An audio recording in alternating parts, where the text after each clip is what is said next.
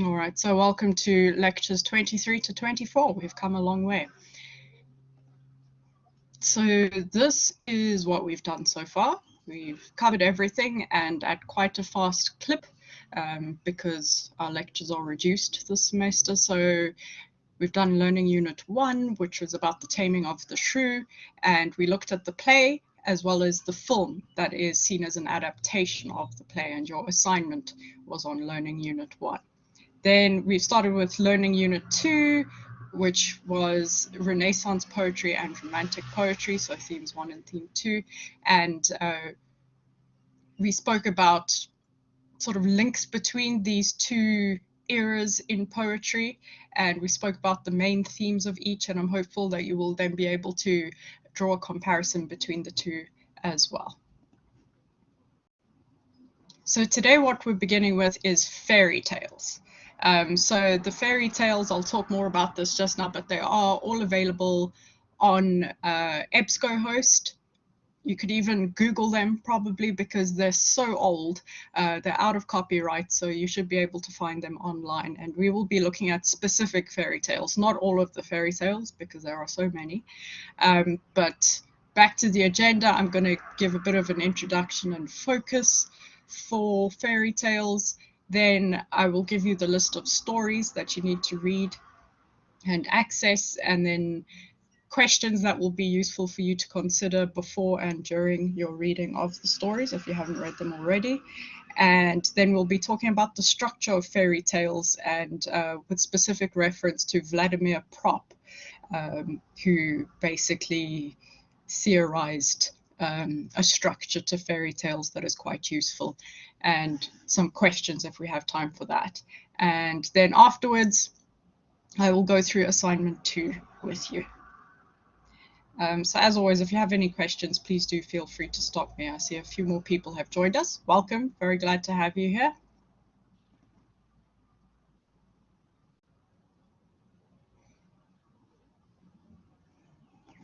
Okay, so Learning Unit 3 is about fairy tales, and it says here, I know it's kind of hidden by the color of the dress, from once upon a time to happily ever after. So they've got quite interesting subtitles for each of these learning units.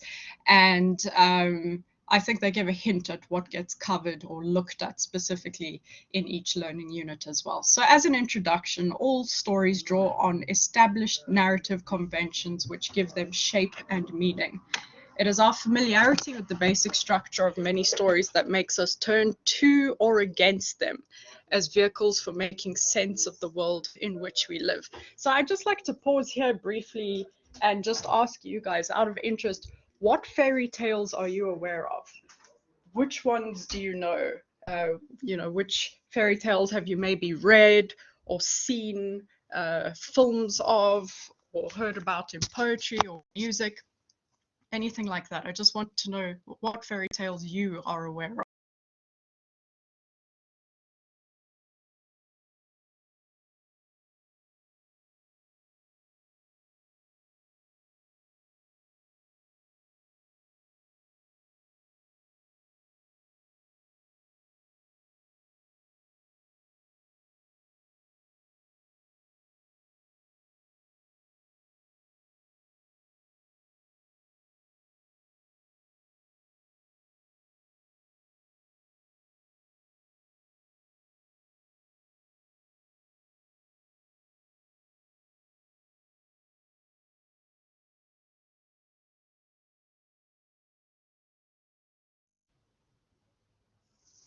Yeah, that's a good answer, Natalia. So all the fairy tales that Disney remade. So Disney, I think, gained popularity through their retelling of story tales or their animation of story tales.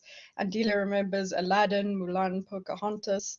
Yeah, and I think some of these, like perhaps Mulan and Pocahontas, aren't necessarily story tale or fairy tale based. Um, but then again, perhaps they could be. It depends on your perceptions, I guess. But I think some of these are based on real life things that happened. They just give them more of a narrative and perhaps a different perspective through animating them. So thank you very much for sharing those.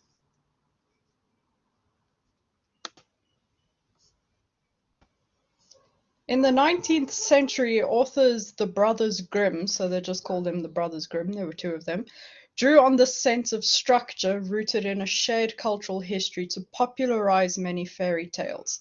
So the continued popularity and longevity of these tales today promotes a sense of universal community with shared values and norms. So we find a sense of connection with people because we find that a lot of us have been exposed to fairy tales in some way, shape, or form in our lives, and we can find a connection through that.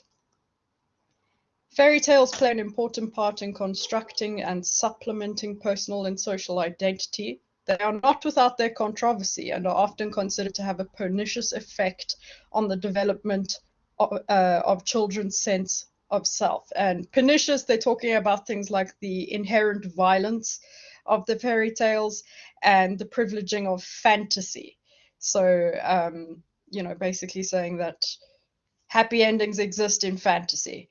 And if the inherent violence is a surprise to you, this may be because you have only been exposed to Disney's versions of fairy tales, although some of those can be kind of violent as well in their own way. But if you read the Brothers Grimm fairy tales, they are pretty violent. So Brothers Grimm didn't necessarily come up with the fairy tales, they just wrote them down. And yeah, we'll have a chance to read some of these just now, but you'll see how violent they are compared to the versions that we are aware of.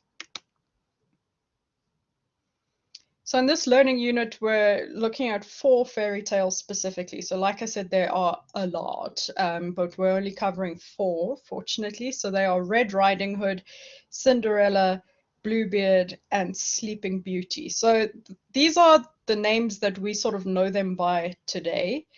But when you look at the Brothers Grimm's versions of these fairy tales, you'll see that the names are slightly different.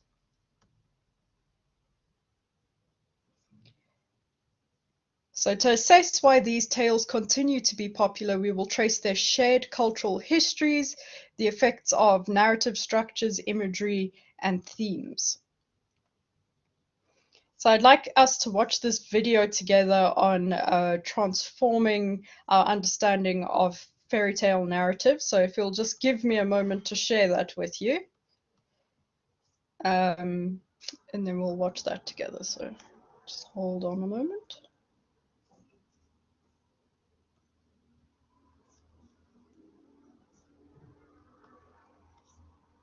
It's a TED talk, very interesting, and I think it will also assist your understanding.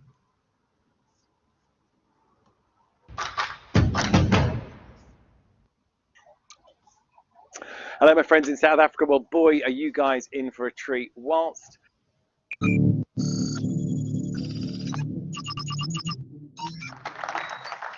So I get some interesting looks when I tell people that I teach courses and I do research on fairy tales.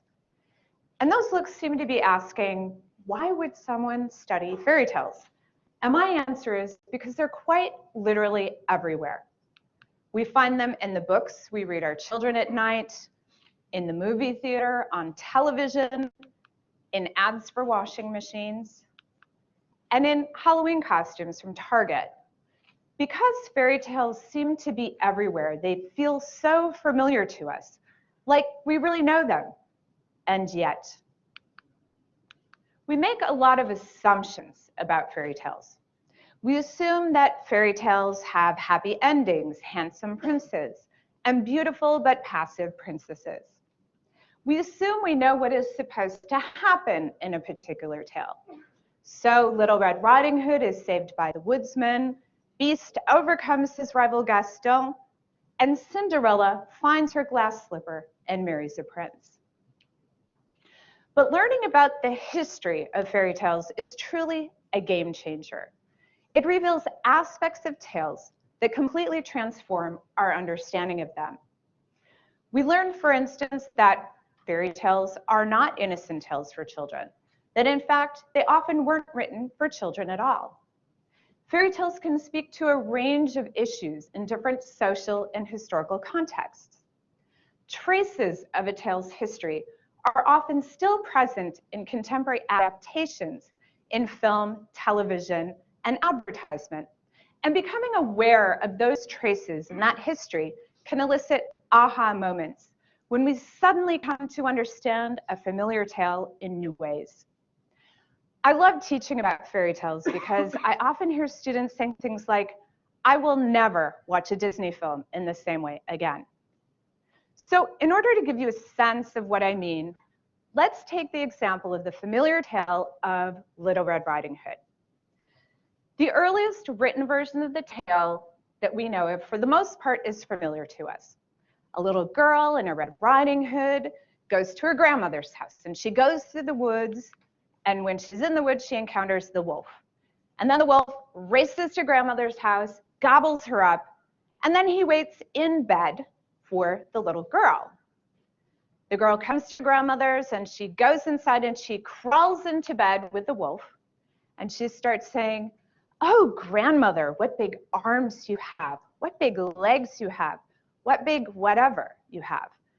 And then the wolf gobbles her up.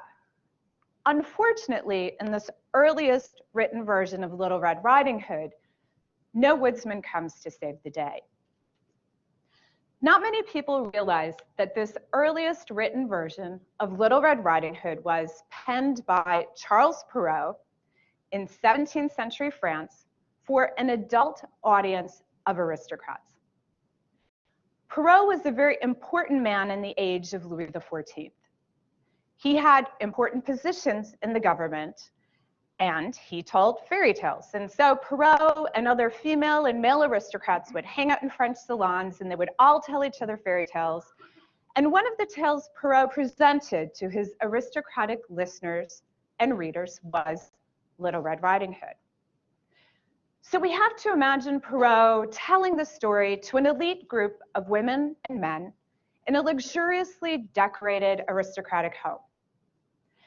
At the end of the tale, Perrault appends a moral to the story, which in fact recontextualizes the tale for such an audience. And it reads as follows. We see here that young children, especially young well-bred ladies, should not listen to any sort of person. It isn't strange that a wolf eats so many of them up. I say wolf, for not all wolves are of the same kind. Some are of a comely humor, who follow young ladies into their homes, into their salons.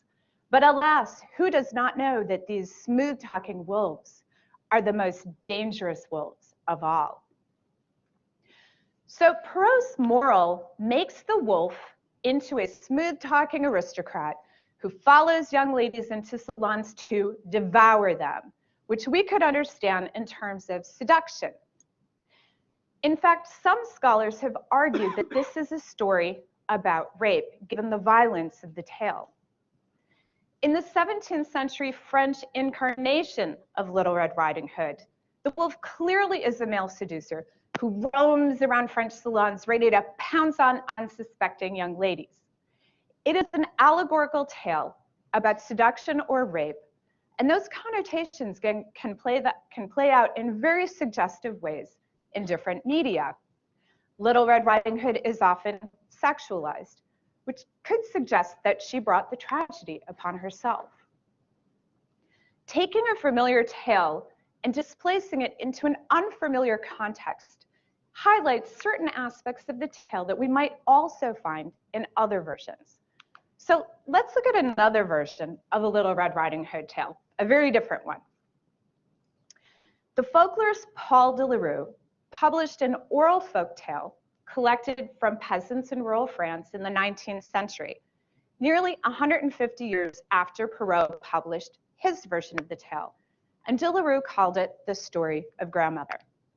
So in this version of the tale, a mother sends her daughter off to her grandmother's house with a loaf of bread and a bottle of milk.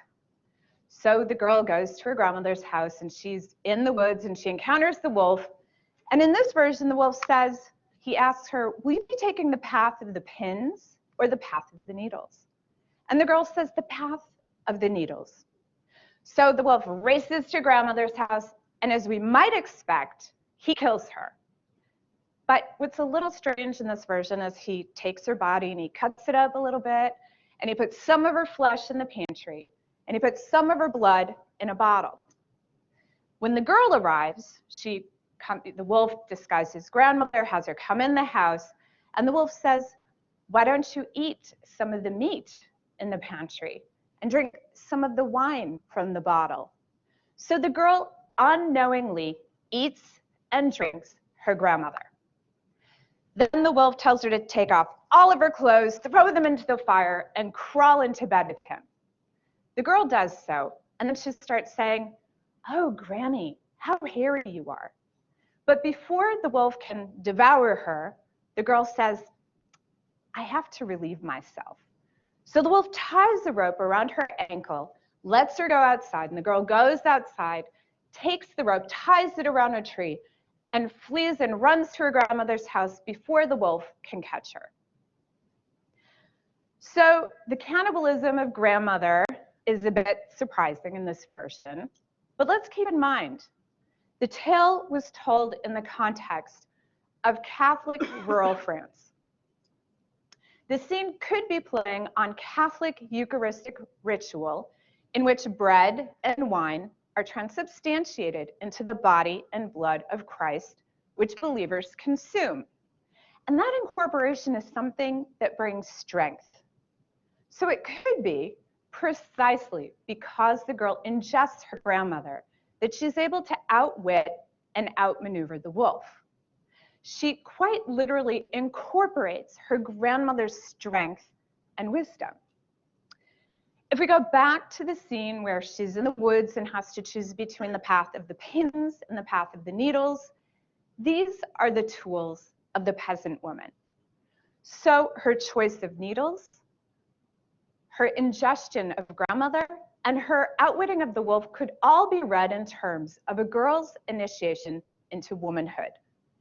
So this version of the tale focuses on female initiation and even empowerment, rather than the successful seduction by a male aristocrat of a clueless young lady, as is the case of Perrault's tale.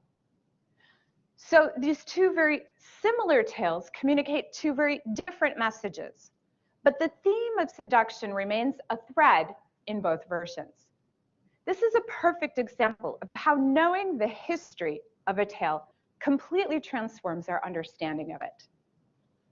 The wolf as predator takes new form in the film Freeway, with Kiefer Sutherland playing the role of Bob Wolverton. He's a school counselor and serial killer of women who uses his counseling skills to lure in his prey, much like the smooth-talking aristocrat of Perrault's tale. But like the wily young girl of the story of Grandmother, the Little Red Riding Hood character Vanessa, played by Reese Witherspoon, is able to overcome her abuser. While viewers might recognize the Little Red Riding Hood motifs in the film, being familiar with these other earlier versions of the tale enhances our appreciation of the film and gets us to realize that each version communicates somewhat different messages, at the same time that they all play on our expectations and knowledge of the story. There's something enticing and exciting about discovering new meaning in a familiar tale, almost like discovering a new side to an old friend. Surprise, joy, astonishment, even disgust are some of the emotions different versions of tales elicit when I talk about their history. A beauty who quite literally sleeps with a filthy pig, birds who peck out the eyes of Cinderella's stepsisters, or a Cinderella who saves the day. Welcome to my wonderful world of fairy tales, and may you never understand Little Red Riding Hood in the same way again. Thank you.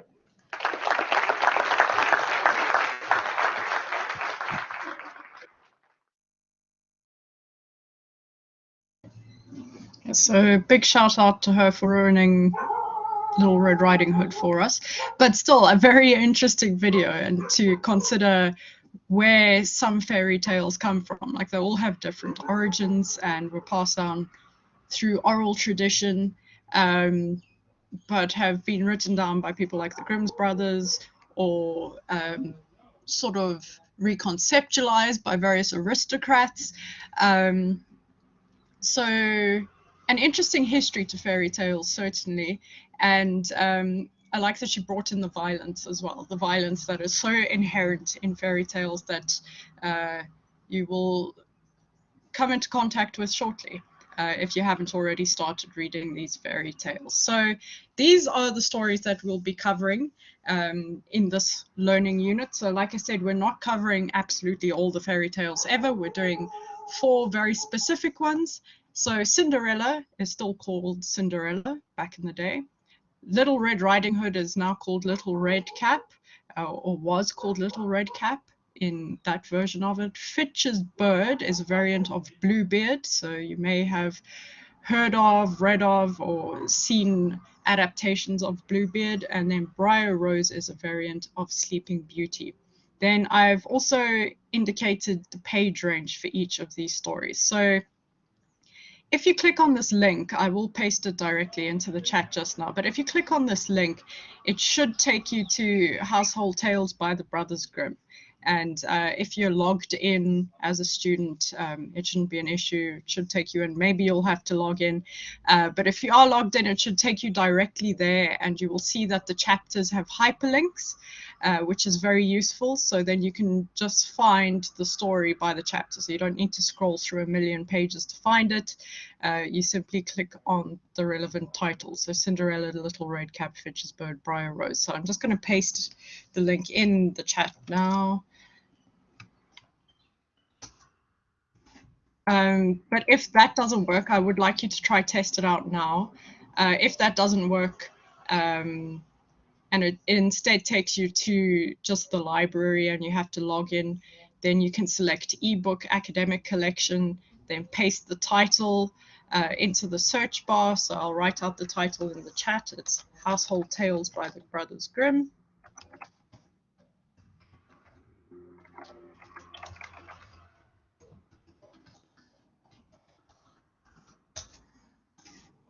And you could access it that way as well. So you can download the fairy tales separately. And like I said as well, these stories are so old, you should be able to find them on Google if all else fails.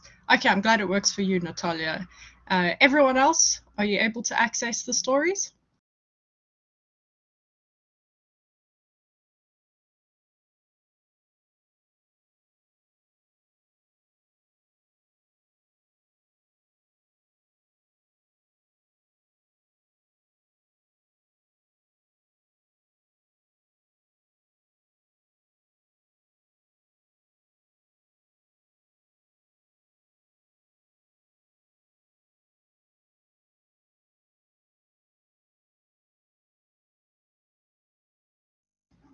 Thank you, Nonjabulo. That's good news.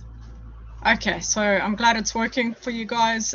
If it's not working, like I said, you can just paste the title of the book into the ebook academic collection search bar. Alternatively, you can have a look on Google as well. So I'm going to give you time to read these stories collectively, but before we do that, let's consider this question. So what is the purpose of identifying the functions of and character types within fairy tales? So that video kind of addressed that as well. So functions, we're too glad it works for you. This is good news. So what is the purpose of identifying the functions of fairy tales and the character types within fairy tales? Can anyone give me an idea? I just want to hear your thoughts on this.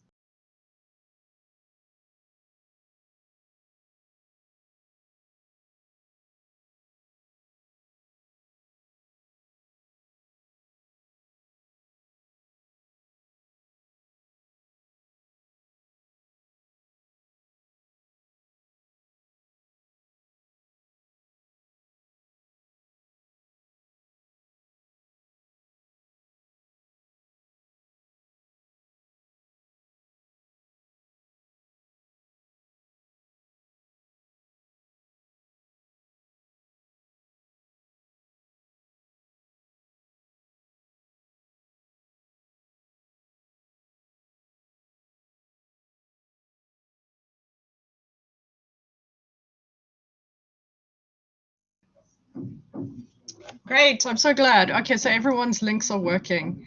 And Raitu says the lesson behind the story, making characters relatable to the audience. Yes, so yeah, definitely I think that links to this question. So the purpose of identifying functions and character types in fairy tales could help us to figure out the lesson behind the story and also to make the characters more relatable to us as the audience or as the readers. Great, thank you very much. So if anyone would like to add anything, you're welcome to do so. But on this slide, I've got a list of questions to consider while you read. So I'll just read through them with you now, and let's just make sure that we all understand them. So the first is, what are the primary themes of each prescribed fairy tale?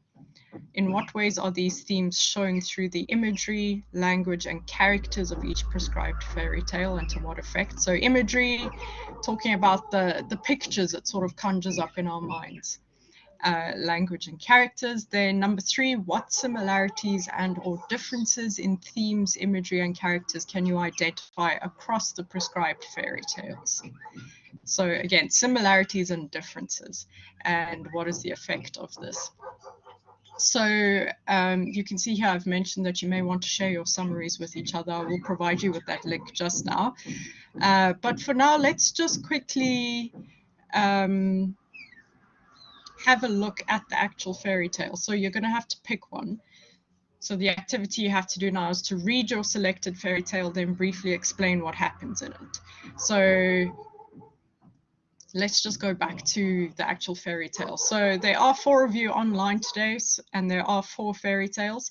So in the chat, please let me know who's going to read which fairy tale. And I will also provide the link to the Google Doc in the chat. So you're welcome to share your findings. So whether that's the summary that you come up with, or if you're answering the questions for each story separately, then you're welcome to share that in that doc as well. So there's the link to the Google Doc. In the doc, I've posted the titles of the stories you have to read and the questions that you have to think about as you read. So you're welcome to all get on this Google Doc and share your answers with each other, sort of work as a team here. So I just want to know from you now, who's going to be reading which story? And as you read, you've got to ask yourself these questions and provide some answers for each other, just to help each other out. I think this will make it a faster process. Okay, Natalia is going to do Cinderella. Thank you very much. So still got Little Red Cap, Fitch's Bird, and Briar Rose.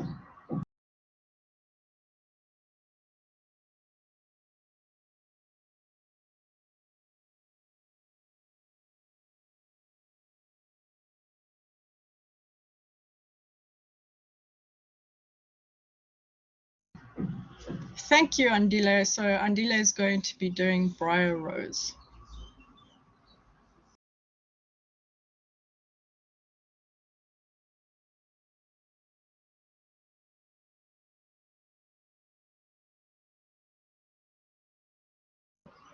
Okay, so we've got Little Red Cap and Fitch's Bird left.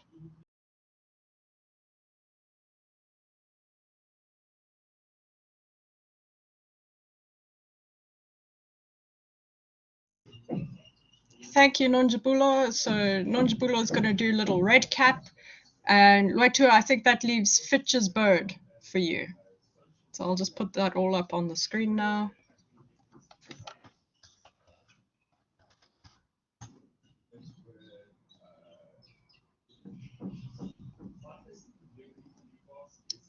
And Little Red Cap.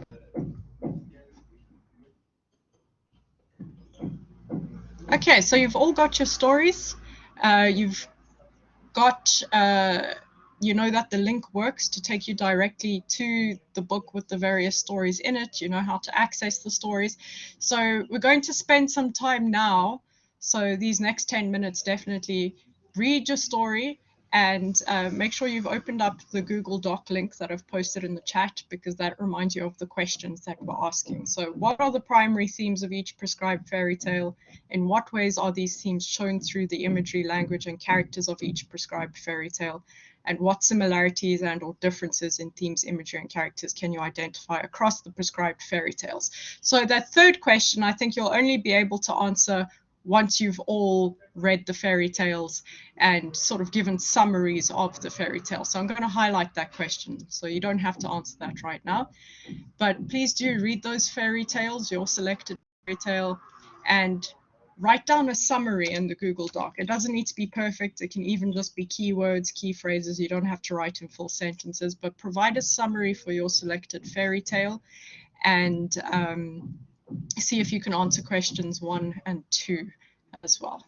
So I will be online if you have any questions or if I can assist you with anything, but I would primarily like to see you in the Google Doc now, or just reading those fairy tales and then providing summaries in the Google Doc.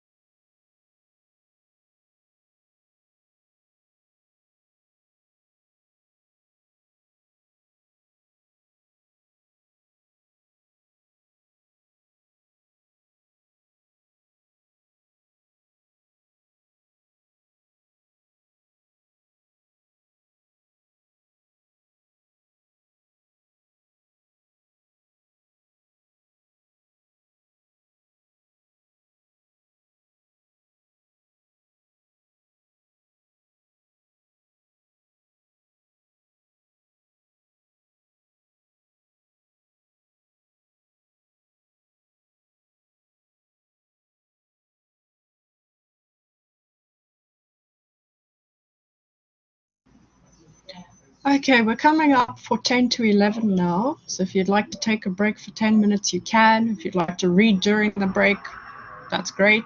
But I will give you a little bit of time when we get back to add to your summaries on the Google document. So the idea is that you kind of collectively read these stories and share outlines with each other.